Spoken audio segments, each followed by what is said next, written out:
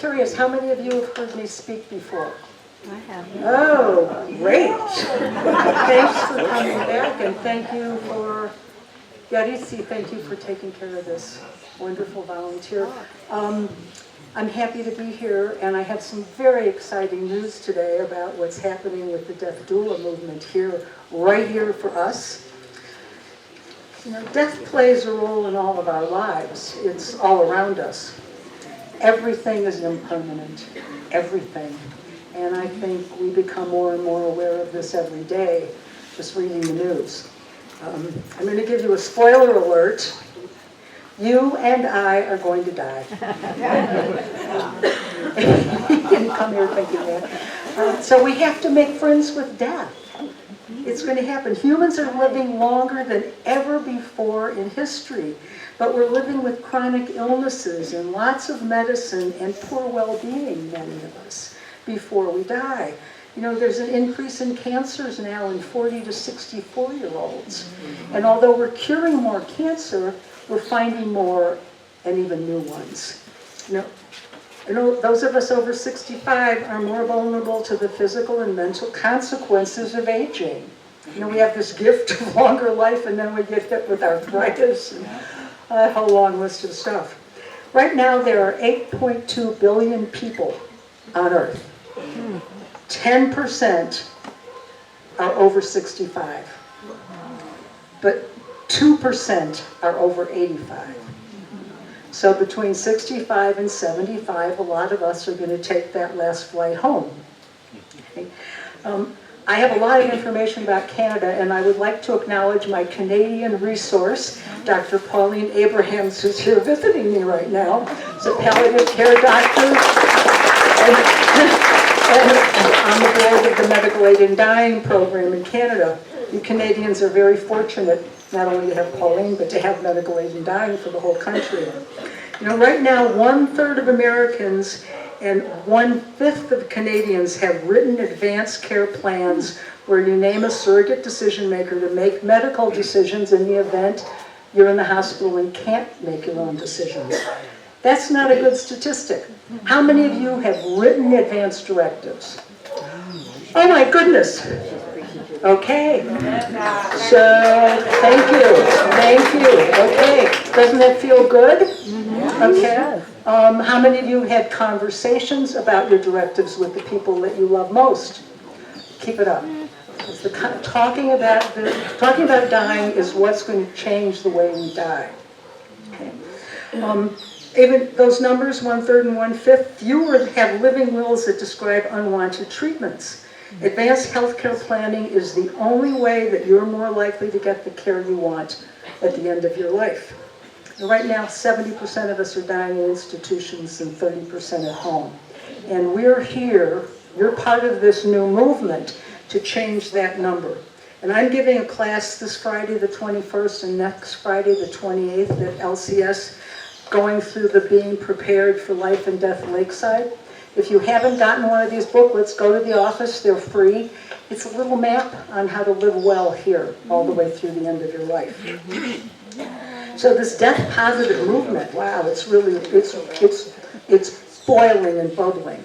The movement was started by the Order of the Good Death, which is Caitlin Doughty, who's a mortician who looks like Morticia, and she's funny, she's got YouTube presence and a website, but the belief, death positive, is people who are death positive believe that it's not morbid or taboo to speak openly about death.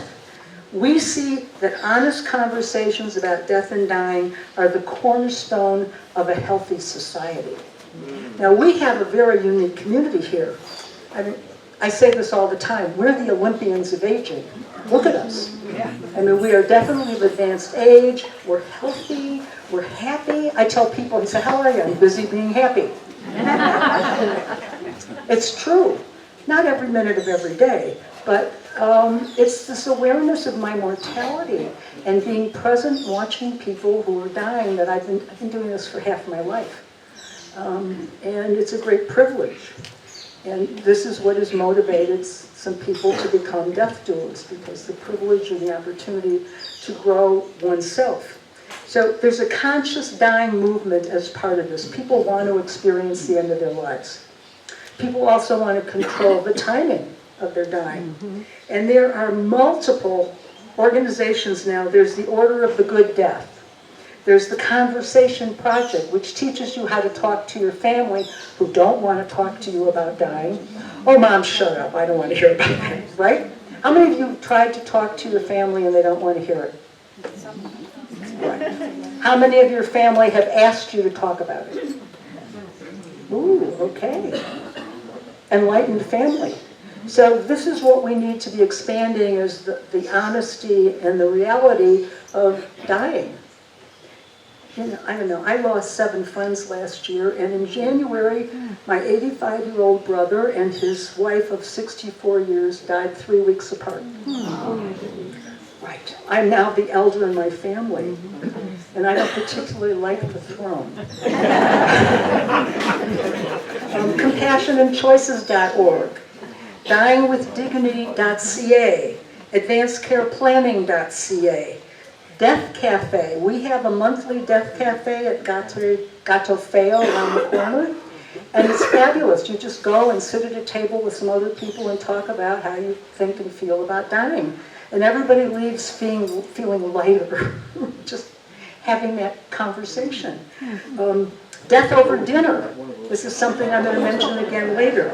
You know, invite your friends over to the house, and there's an outline and a plan, and have an honest conversation about this. Because we learn from each other. What my good death is may not be your good death. I mean, my sister would be playing country and western music for my deathbed, and I want classical music. Yeah. So if I hadn't told her, endwell.org, doing workshops all over the place. A Good Goodbye, talkdeath.com, caring info. There's so much information available. Seek it out. Start a little bit, just to tiptoe your feet in. Rituals are changing because of this new movement. We've lived such big lives for so long. We're having celebrations of life instead of mournful funerals. I mean, I remember when we had to go to wake for 5 nights in a row. When I was a kid, that was like, everybody was really somber. But we're living so well so long. Now, a tragic death is another story. But dying from old age and dying supported, that's a good death. That's what we all want.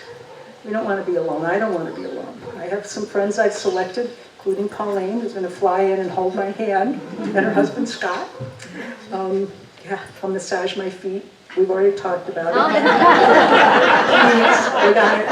Yeah. People are making their own caskets and their urn boxes, or having other artists do it for them. I've seen pictures with kids drawing on cardboard boxes where their loved one was going to have a natural burial. And participation in the end of life, we have to normalize it instead of walking away from it. And I know there's a lot of suffering at the end of life. I've witnessed much of it. But part of the job of the doula is to reduce the suffering. And part of what happens when you learn and make friends with death is you're reducing the suffering just for that relationship. And that's our goal. Cremation processes are changing. We can have, not here, but you can die up north, water cremation, body composting. So there's a whole revolution about processing the end of life. Memorial services. People are having them on Zoom now. I participated, and my friend Daryl's husband's, there were 110 people from even including other countries that were on his memorial service Zoom. It was just beautiful because we felt like we got to mourn together. And I think one of the things I hear all the time, I don't want anything, I don't want a funeral, that deprives the people who love you of sharing the grief that they have over your loss.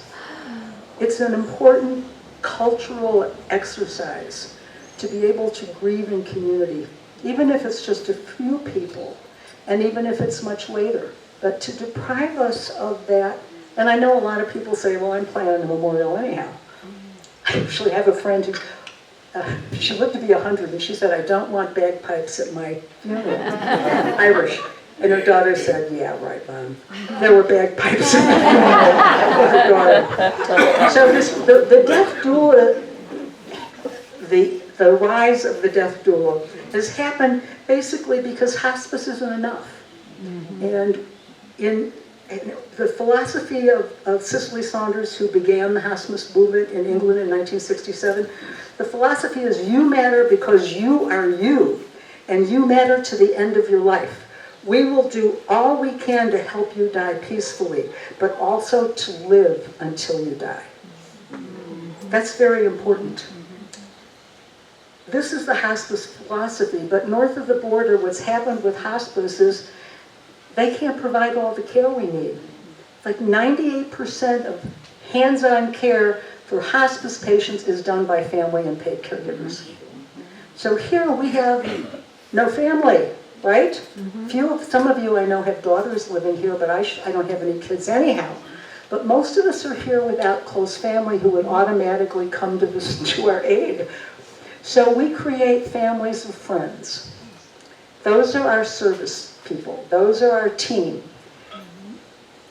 But there's more to it than that. We're going to need some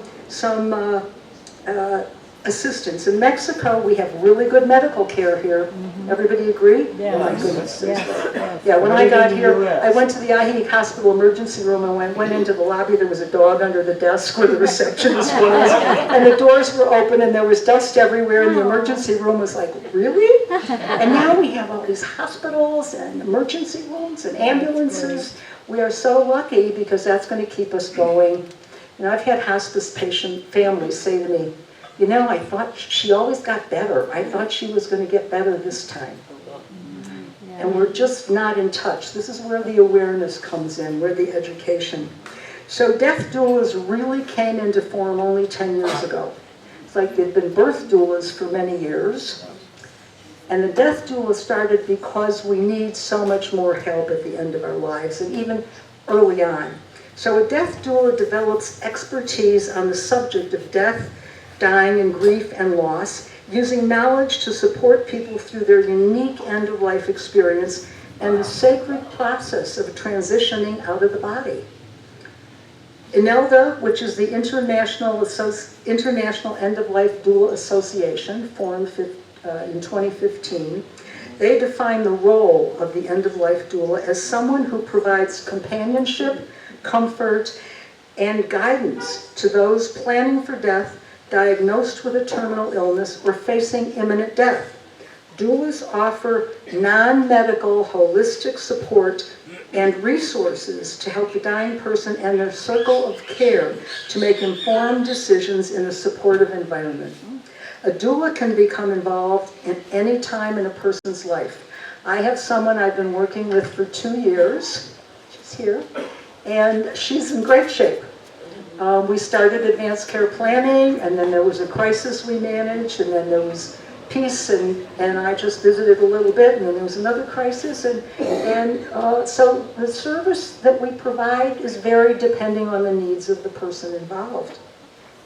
We offer support when people are impacted by a life-challenging illness, after a terminal diagnosis, when death is imminent, and even after death, to help with light grief support. Sometimes family members or loved ones of the person dying seek support and guidance from the doulas. You know, most of us haven't done this bedside, or we don't know how to take care of someone dying. You might have had a parent or a spouse or even a child, but I mean, not the kind of experience and education that the doulas are getting. So it's important to consider using a doula to help you through this. We normalize death care by creating sacred spaces to hold conversations leading to increased communication and increased spiritual and emotional well-being. When individuals plan for death, they have autonomy over their decisions and are able to clearly define their end-of-life wishes with family and loved ones. While there are alternative names for end-of-life doulas, death midwife, death coach, end-of-life coach, we all seek to provide compassionate death care. Now, what do death doulas do? What can they do?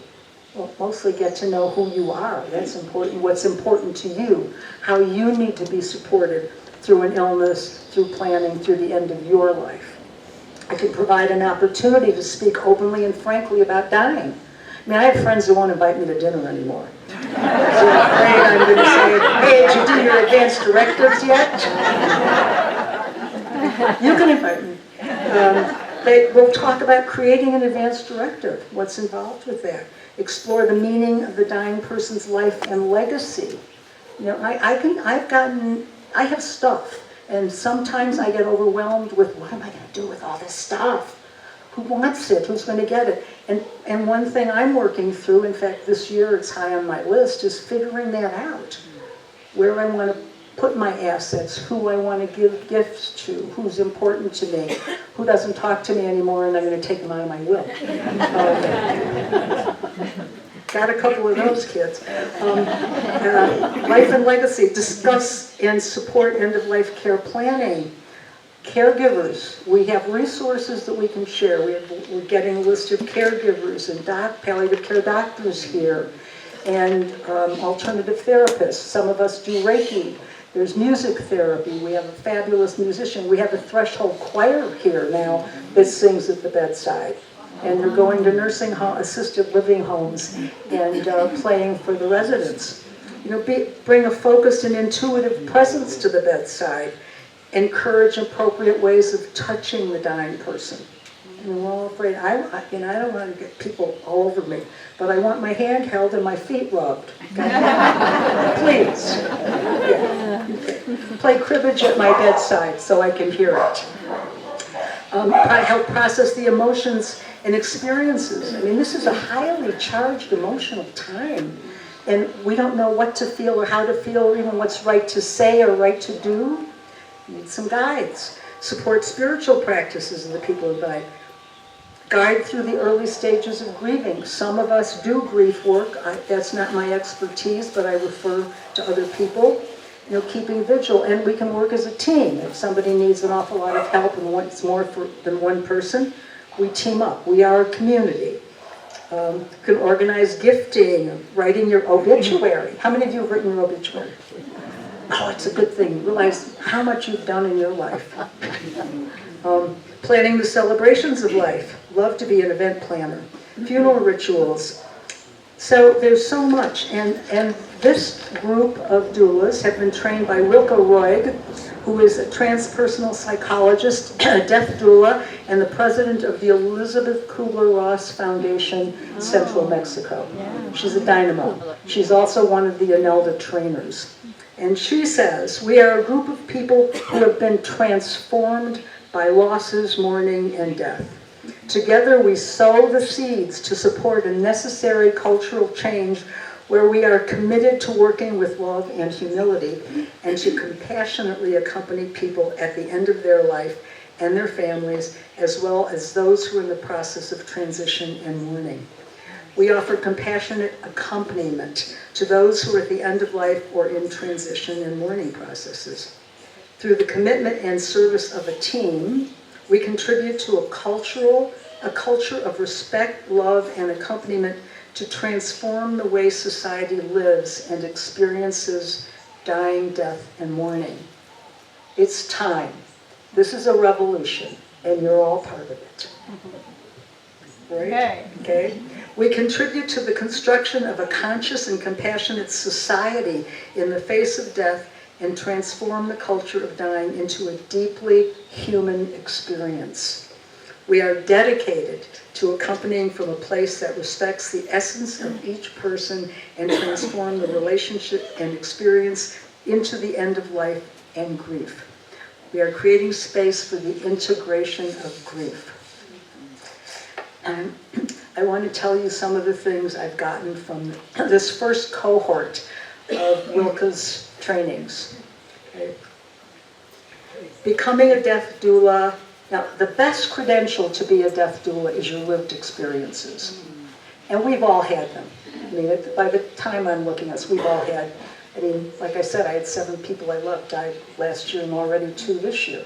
So we're experiencing this shift in presence around us. Becoming a death doula provides an opportunity to make a difference in the lives of others during a crucial time by relating to them with compassion, patience, and a willingness to listen That's one of the best things. Hospice volunteers, the first thing we learned was to listen and empower them to express their feelings and wishes freely without fear, guilt, or regret. I've always felt that death was a portal into another dimension, not ending into nothingness. I'm so happy to be part of this movement, recognizing the sacredness of this transition. When I sat beside my mom's passing, I realized the end of life didn't have to be a painful thing for her or the family and friends present. Working in healthcare facilities made me realize a person's transition is not a medical event. It's a spiritual event, and it's a life event, so there's need for more non-medical personnel to be involved in the transition. I just had the privilege of being both of my parents at the end of their lives. It was profound. I agree with that. I mean, I've sat with so many people. It is a profound experience, and it's taught me how to die. Privilege of being with both of them. I have a passion for wanting people to be accompanied as they reach the end. One of the doulas talked about her cab driver who had told how many people had died in his cab here on 3 separate occasions. Wait, why wait? Why wait? And how he stayed with 2 of them serving as their doula. Not about you, but I want to die at home in a bed, not in someone's care. Okay, being witness, this is what doulas do, being witness, bearing witness at such an intimate, vulnerable time has been humbling and precious. The interplay between the dying person and their spouse, other family members, whomever may be as fragile as gossamer, an unbiased presence can be a lifeline. There are so many layers. And it's different for all of us. Now, before I introduce the first cohort of Wilco Roig's training, and she's trained 35 people here, of which we have, I think, 10 today. Not all of them want to practice as doulas. Some of them wanted to take the training to know for themselves, get closer to the dying process. She's going to continue doing trainings, and I'll mention that in a minute. But before I want to talk about me. I don't want to die hard. I have watched hard dying, and there's no reason for it. And I know that planning ahead is critical to having a good death.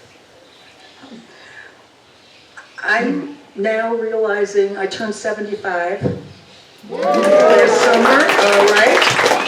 But it's not the same as 73 was. I'm starting to feel differently. My back is a problem. I don't stand up straight anymore. I never took any pills, and I'm taking anti-inflammatories regularly. I'm feeling this change and the need to go inward and process what's happening. But I know I want to die at home. That means I'm going to need to improve my Spanish because the caregivers here, although they're bilingual, it's not fully bilingual.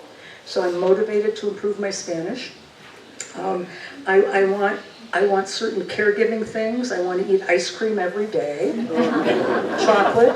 If the vanilla's, I want sauce on it. I want lipstick on because otherwise I already look dead. I want to be on my patio where I can hear the birds. And so I have this whole plan. And I revise it, I review it, but those things kind of stick to the plan. I want somebody there. I don't want a lot of people. I want to have a party first before I'm too unable-bodied.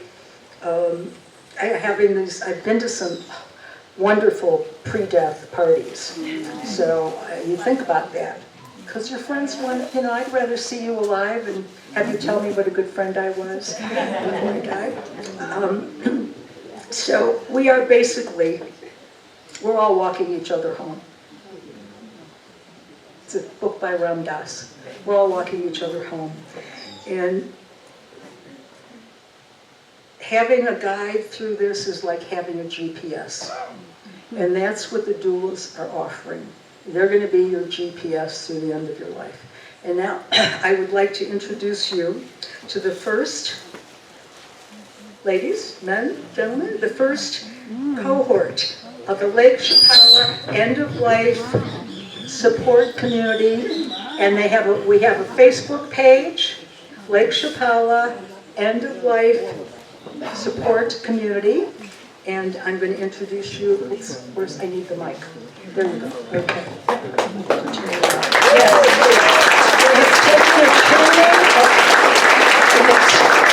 They have all had an extensive training from Wilco Roig, and they are doing ongoing training, and I'm also serving them as a mentor because I really want, it's time for me to take care of me and get my end-of-life things in order again. It's like the 5th time I'm doing my will. Okay, one by one. Good morning, everyone. My name is Louise Julich. Grateful to be here. Hi, I'm Cevia Stein-Barron.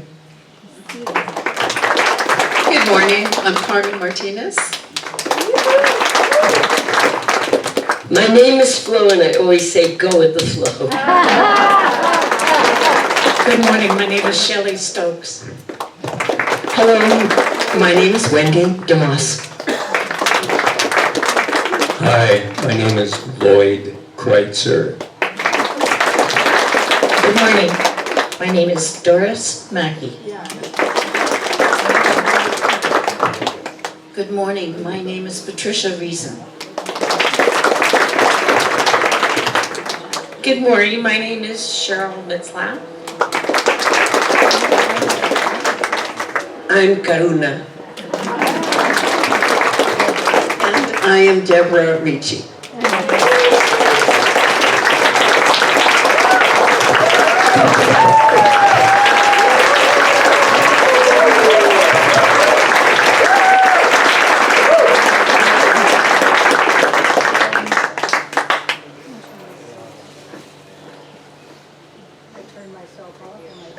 I'm back on. Okay.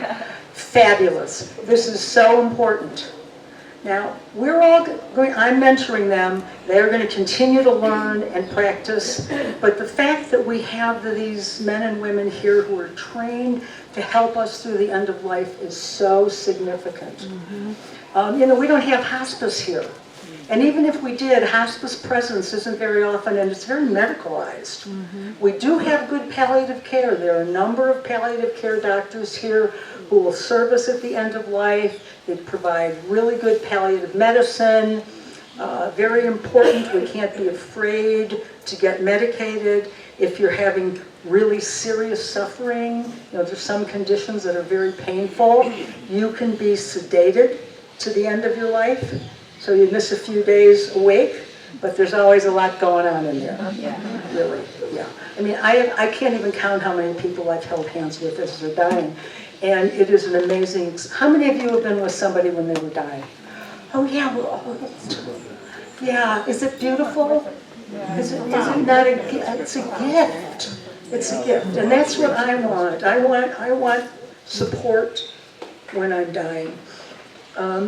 We're going to open this up in a minute to questions, but the training that Wilco Roig does is very extensive and a little expensive.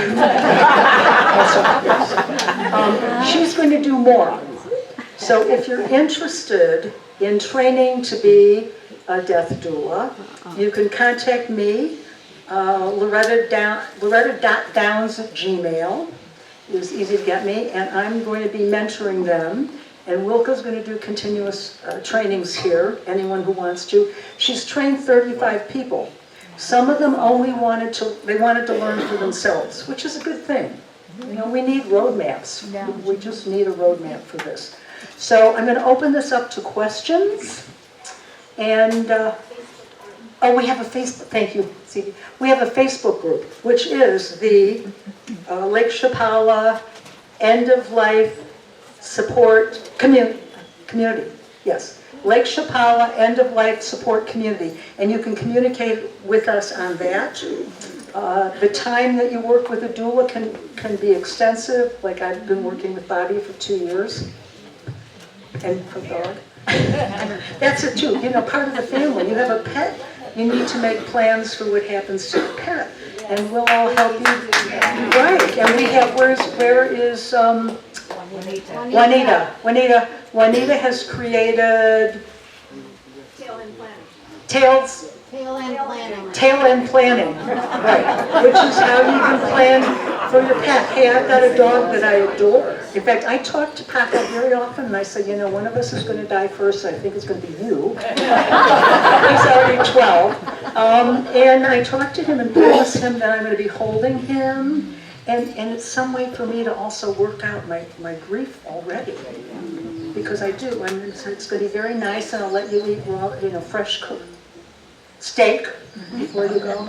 Okay, questions? Loretta, we have a question here. It's to reinforce the subject, okay? A friend of mine, very dear friend, he died of a heart attack. A very close friend of him found him days later. And he was having difficulty to reach my friend's family. So the booklet that you just saw is very important, especially for single people. Thank you. Okay, This- another comment. Another comment. Also, there is a need for a charity for volunteers to check on patients in hospitals. I hospitalized my partner John, and there was an expat by himself. He wanted to get out of the bed and fell down. Nurses cannot be 24 hours with, so there is a need of volunteers to support those individuals before we die. Thank you. That's a good point. The LCS has a program called Reaching Out, primarily for homebound people, where a volunteer will call you or email every single morning. I'm part of the program. You register for it, and if you don't reply to that email or the phone call, they'll do it the second time in the same day, and if you don't, there's an alert put out and you have an emergency contact, you get checked on. So if you know anyone who's living alone and really could use some help, reaching out on the LCS website, you can sign up for it. We do need volunteers and also people who need help. But we have to take some responsibility for, if I'm going to be hospitalized, I've already got a team of a few friends set up who will tag team with me. So we have to create a team of people who are going to be there for us when we need some help, because we don't have our kids here who are responsible for us. So I encourage you all to create a team, have a meeting with your team, do your advanced directives together, talk about what's important to you, and in what case, which hospital you want to go to.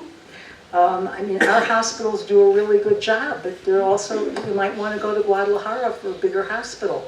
These are things to consider. And if you get diagnosed with something, don't ignore the opportunity to plan ahead. That's where the gifts come in. When you look at your vulnerability and your mortality and say, oh my goodness, what a great life I have. I'm going to live this part of it as well as I can. And the doulas are here to help with that, help you make a plan. Any other questions? I'll Get the microphone. I live in Louisville, Kentucky, and I volunteer in a residential hospice program called Hildegard House. Karen, the director, started this about 9 years ago. She's a nurse practitioner. She had worked with people who were facing terminal illnesses in the hospital. And hospitals will stabilize people, but if you have no family, you're homeless, they don't keep you. And we had 58 people that year that Karen started Hildegard that died at Salvation Army Mission, or Lakeside Christian Mission in Louisville. So there was a really big need. We have served probably over 300 people over the 9 years that Hildegard has been in existence. And we probably have over 200 people who've been trained just to serve as volunteers. Hospice provides the nursing staff, the CNAs that are paid, they stay overnight, but from 7 a.m. until 10 p.m., a lot of the care depends on trained volunteers. So if everyone commits to a 1 5-hour volunteer shift a week, that requires 84 people to serve during the week. We serve 6 patients at a time, 6 residents at a time. Thank you. Unfortunately, we don't have official hospice here. And what we do have palliative care in terms of medical care, but organized, Mexican families take care of each other. And they're good at it. They've been doing it for centuries. And so we don't have that support system. We have to be it for each other. And actually, I want you to go talk about this conversation today. And those of you who've done advanced planning, encourage your friends to do it. It just makes such a difference in our futures and the quality of our deaths. And the doulas can help you with advanced care planning too. And come to my class and tell me that's what it's all about. Yes. So we have a question here. Hi, Steve. Loretta, when the student is ready, the teacher will appear. As my teacher, can you go over what you're doing next week here at LCS in terms of the forms you're holding or the classes you're holding? Sure, thank you. I teach this class quarterly, so it's 4 times a year. And it's 2 parts. The first part is what you need to do to have a good life and a good end of life here, because it's different. The regulations are different. We don't have official hospice care. And we go through this bit by bit, and it's entertaining and fun and funny. Anybody take my class who's here? Am I right? Did you have a good time? Yeah, you did your advanced directives? Yeah. I know Dave over here is like a 20-page instruction. I'm serious. For his end of life. But he didn't miss a day. Well, he's an old Army guy, right? Detailed. And the second part, I go deeper into the spiritual, psychological, and emotional aspects of dying and serving dying. Because we're all going to be present for someone we love before we die. It's our job now. We've had the gift of getting old. I mean, that's just, we have to appreciate that and be grateful for it. He's asking what day? Oh, I'm sorry. I'm sorry. Was that good? No. Friday the 21st and the 28th of February. Next Friday and the following, and there's room. You have to register at the office or online. It's from 10 to 12. Thank you. Okay. Yes. I have a question in regards to having died and a body. Up north, I've just learned that you can actually keep a body at home for 3 days or so.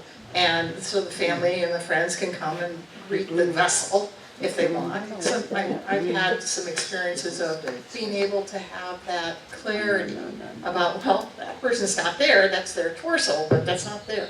So that can be helpful. Do you know about the regulations here about how long you can keep a body in the home after they've died?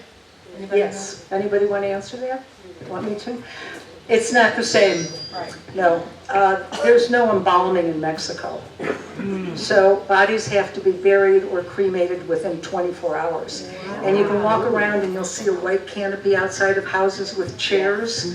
They're having a funeral, a wake in the house, and people will come and sit and say the rosary, and they'll serve food. The family will make food. People will bring food, kind of like the old days before we medicalized death. Dying is a spiritual experience with medical implications, and we've made it a medical event.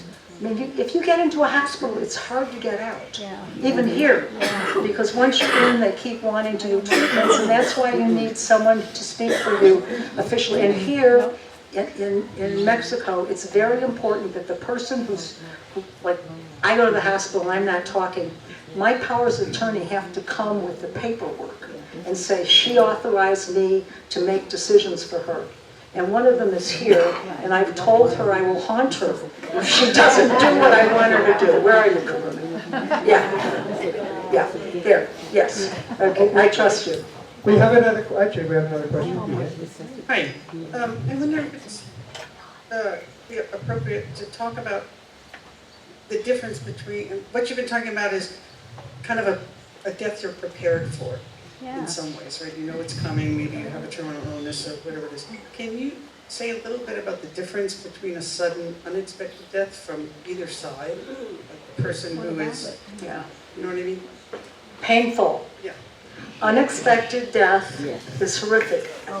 Have we all had one? Yeah, when I was 5, my aunt was killed in a car accident 3 weeks after my sister's wedding, and she was 30. Family was. The only way you can prepare for a sudden death is to be preparing now. Really, it's no matter what happens, you're going to be knocked off your feet. You're crisis managing, and the only way to reduce it is to understand everybody's mortal. It's not going to change. I mean, there's some horrific things. A child's death, a violent death. There's some this unexpected, depending on the source of it, can be traumatic. In fact, some of us have trauma training, and some of the grief workers here have trauma training, because it does happen. You just read the newspaper. And sometimes even that's traumatic for me. I have to really limit what I'm taking in anymore, because it's just so hard. But being ready, understanding. I look at my friends like Pauline and Scott who are visiting me, and I say, one day one of us is going to die first. That's the truth. I can't change that. And we're family. We love each other. And we don't know who's going first. And then I might do something annoying, and Pauline forgives me because she knows that, we're all at the end of our lives. So this practice. In Bhutan, they believe if you contemplate life 5 times a day, you'll be happy. And the Bhutanese are always at the top of the happiest countries list. So and when you see something that's dying, whether it be a plant or an animal or something, just remember we're going to have our turn. And just relish the moment you're having. That's it. Enjoy life. Be kind. Be kind. Hi, Loretta. I wonder if you're aware of the fact of what happened to me 5 years ago. My husband died suddenly. I mean, he was ill, and I was taking care of him. But it was sudden. He died 2 days before Christmas. I found him on the floor. And about 2 in the morning, anyway, I brought a pillow, put it under his head, and he took 2 wild breaths and then died. I called a friend at 2 a.m. And at the time I was living in Hokotepe, in a big community center. And my friend said, Chris, go to the gate and talk to the guy at the gate. So here it is, pitch dark. I go to the gate, I tell the guy, in 10 minutes there were 2 police cars. In 20 minutes there were 2 doctors. In about 2 hours, Jim wanted to be cremated. There was the guy from Guadalajara came with the bag to take him. And it was all because the guy at the gate was trained. And I was wondering if you are aware of that. Did you have trouble getting his body back from Guadalajara? He was cremated, and did it happen quickly? Or did they keep it for a while? Within a month at least. Yeah, okay. Basically, we're told not to call the police because they will take the body, even if it is a natural death, to Guadalajara, and it's sometimes really difficult to get it out. But thank you for the story. But so this is having a plan, like a what if, and I know people who've been sick a long time and have no plan. Like I said earlier, people say, oh, we always got better again. Well, we don't always get better again. And that happened to my sister. She woke up, her husband had been in and out of the hospital, had heart issues, and she woke up one morning and he was cold next to her. They'd had sex 2 nights earlier. So he was in recovery mode and she was shocked to find him there. But, it's the reality of life, and we need guides. We need a GPS through this, and you also need people. This is the difference here from North America. The book tells you don't call the police. We need to be registered with a doctor, because at death you call the doctor or the funeral home who has a doctor who will sign a death certificate. And if the police are called, they think something bad has happened. So that's their job. I mean, that's their job. The more prepared we are, the more likely we are to have the kind of end of life surrounded by the people we want. that we want. That's good. More questions? Yeah, I have a question. My husband died in California, and there you, of course, you have the choice if you want to. At the end of the life, you get medication and you can choose to die. I doubt if that's in Mexico. But also, we decided to keep his body at home for 3 days, which was quite beautiful. My grandkids had time to come, and we did celebration and flowers and beauty and stuff. And he actually didn't take medicine. He died naturally. But so my question is Mexico looking at all at allowing for people who have a really hard time and a lot of pain to be still alive and happy, and then choose to take a medication? Good question. Mexico does not have medical aid in dying in which the person can either, in Canada, you receive an infusion. It's, the application process is very serious and regulated. There are 10 states in America that allow medical aid in dying. You have to be able to drink the medication, which is 100 pill capsules that have to be opened and mixed in a drink. In Mexico, terminal sedation at the end of life is legal for the whole country. And that means if you are suffering, one of the palliative care doctors, who have only palliative care doctors here have access to morphine and the appropriate, it's not just morphine, there are many medications, and they'll put you to sleep for the last few days of your life. But they don't just come and do that. You have to be working with the doctor during your illness so they understand your goals. And like you said, your husband didn't take them. A lot of us just want to know we can do it. I mean, I know people that say, oh, I've got pills for when the time comes. Fine, don't throw them all up. Know what you're doing. Don't just say that. But even in America, a third, and Canada too, a third of the people that apply for aid in dying don't use it. They just want to know the comfort of, I can control the timing of my death and the end of my suffering. That's the most important part. And yes, we have access. We have some palliative care doctors here who are excellent. And the more we ask of our doctors, the more they're going to provide for us. Thank you. I have a question for all these wonderful doulas. And not everyone has to respond, but I would love to hear from you what your motivation is to do this very important work. Okay, pass that mic. Volunteer? Wendy is a musician. She's got a wonderful website. She's organized the Threshold Choir here.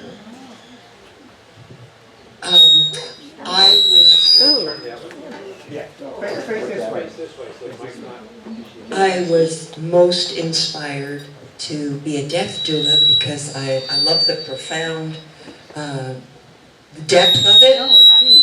Where am I? Should I go over here? And I'm a musician, so to me there's nothing more profound than singing for someone who's going through that transition. Anyone else?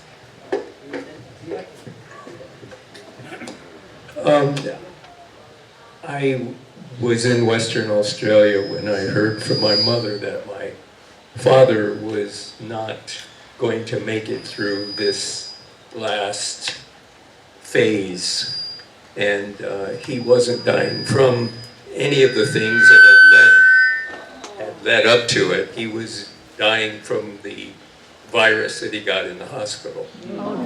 And I flew back 15 hours straight to California and got to be with my mom, who was quite upset that she felt that her husband of 68 years would be angry at her. And I said, Mom, Papa, and you have never been angry with each other. What is this about? And she said, well, I gave the order for all the support systems to be withdrawn. And I said, you've worked with him as his equal all your life. He would be happy that once again, what he is doing, which is dying, you're there to support. And she said, that's what your sister said. And she could let go finally and not feel guilty. I asked my father 20 years before he died if he would let me know what it's like. With a wonderful smile on his face, he said that he would do the best that he could. So when I arrived the next morning, there he was in a coma. It's like talking to somebody in a swimming pool. And I asked him, Papa, I'm back. What can I do? And he said, stay here. And so I sat and held on to his left hand for about an hour. My sister came in 10 or 15 minutes before he passed, looked at the situation, my mother at his feet, me at his left hand. There was a chair, his right hand was available, as if it were planned. And without any death doula training, suddenly we understood that the silence and the presence and what was occurring was immense. And we just watched. It was my first experience with death, and I would say it was beautiful, beautiful. And my father, without saying a word, showed me by the endless change of his breathing pattern that this was not a Canada goose splashing in the water, but Canada geese don't. They land, they glide, and it's beautiful. And that's what I said. With his eyes, his gray blue eyes open, I said, that was beautiful, as it was. That is what moves me to be a doula.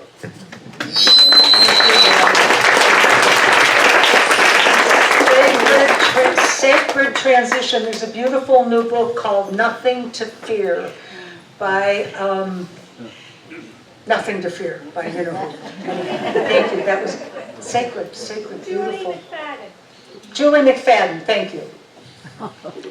Are there charges for doula services, and would you talk about money and services that are also paid for? Yes. Thank you. Some of the things we do ask for some payment. If you want us to help you go through your closets, there's a little fee for that. Each of the doulas has a different program.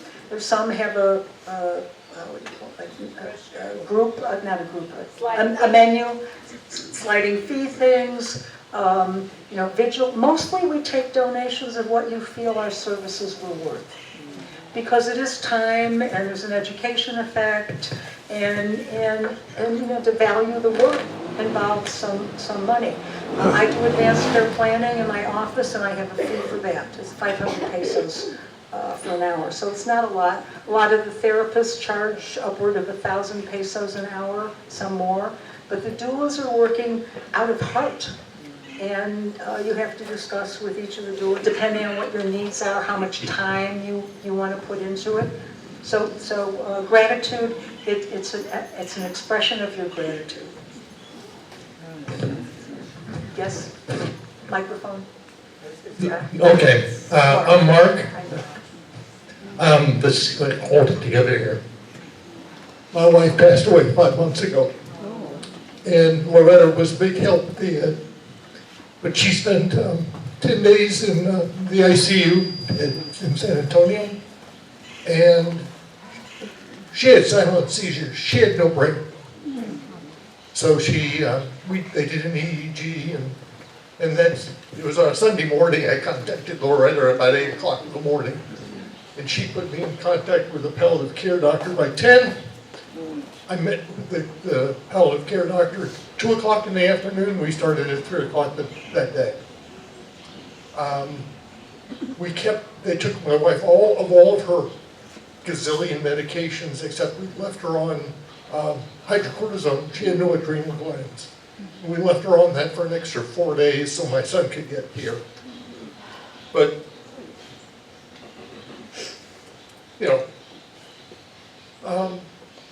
to answer what prompted, I remember who over here, they put her on fentanyl.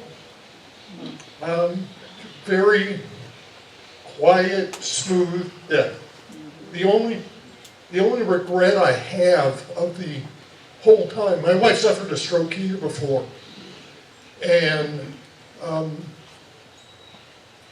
we had agreed to put her in a nursing home, and I was driving north to Austin, Texas, and I was 3 hours north when I got the call from Dr. Ana Gabriel Flores saying she had pneumonia and they wanted to intubate her. In Mexico, if you intubate somebody, You cannot remove it unless they're awake. That's the only regret I have is I had her intubated.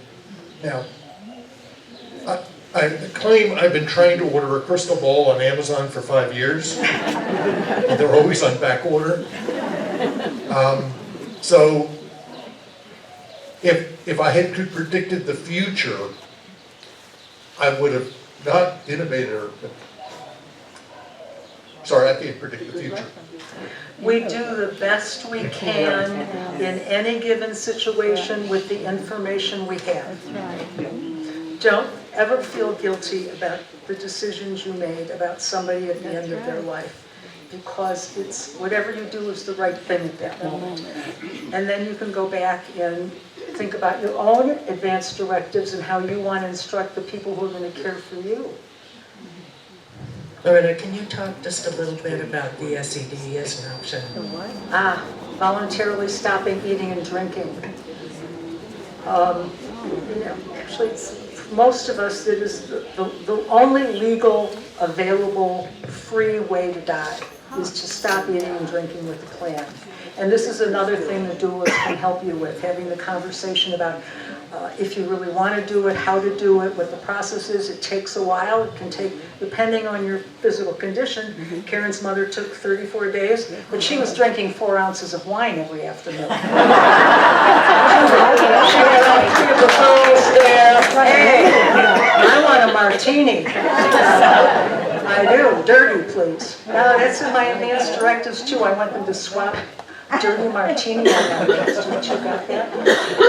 Yeah, so you can, and people don't do it unless they're really at the end of there are people with dementia who, when they get to a certain point, have no way out.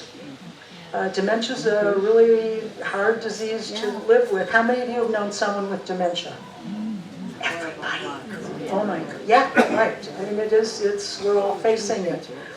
So to have a plan for that even. And when you stop eating and drinking, you definitely need a team of people who are going to help you through it. But it is there. It's one of the options we have to control the timing of our deaths. Any of the doulas have anything you want to say? No? Okay. We do have, we've run out of Oh, we're out of time. We're 10 minutes over.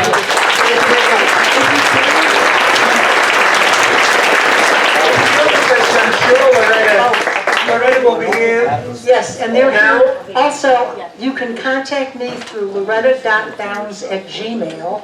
I will do referrals to the doulas because I'm mentoring them. And if you have any questions, I'm happy. I love emails. I'm happy to answer. loretta.downs@gmail.com, and I will connect you with the right source. Thank you. Thank you very much.